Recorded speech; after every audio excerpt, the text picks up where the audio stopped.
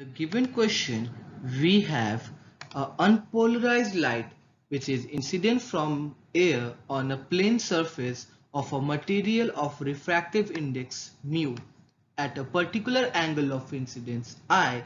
It is found out that the reflected and the refracted ray are perpendicular to each other. Now, which of the following options is the correct for this situation?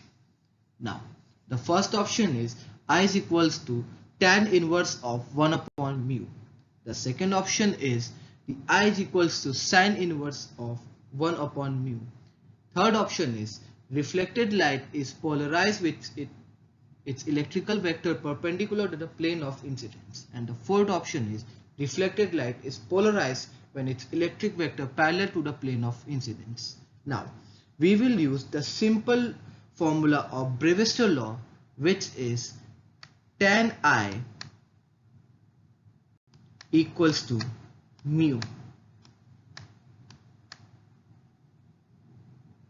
Now, at the angle of polarization, reflected light is polarized with its electric vector perpendicular to the plane of incidence. So, the fourth option is the correct option for this question.